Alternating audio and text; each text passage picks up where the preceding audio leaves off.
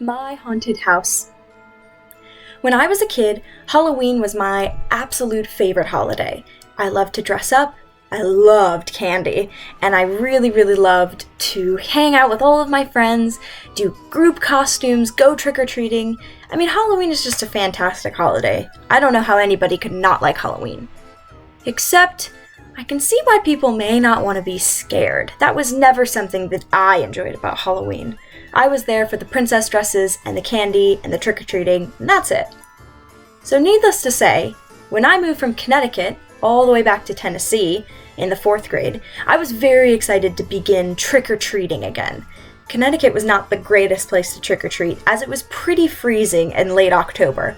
But here in Tennessee, it really only gets into the 40s or 50s, so it is a much better place to trick-or-treat. So on my first day of 4th grade, I wanted to make sure I locked in friends to go trick-or-treating with.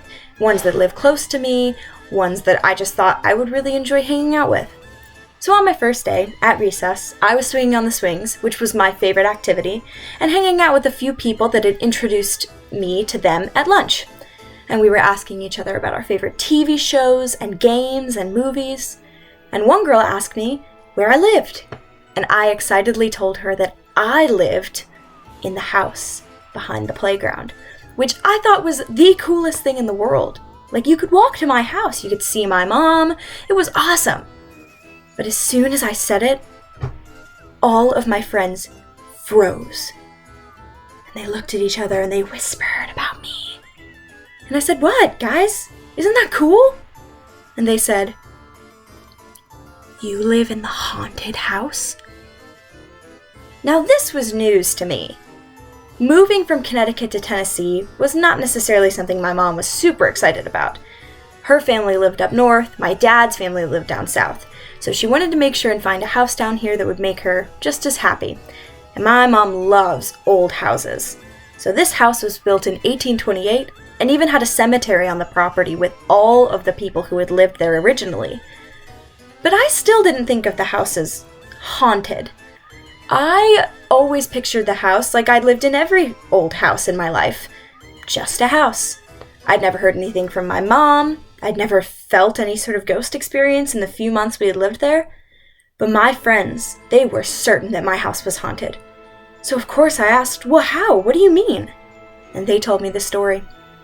About 2 years ago, they were playing on the playground, and they were on the swings just like we were right then, and they ran up just to go see the house. And they saw a giant eyeball in the window, and they ran back and told their teachers and never went up to the house ever again. Now this confused me still, because I didn't think that was even possible.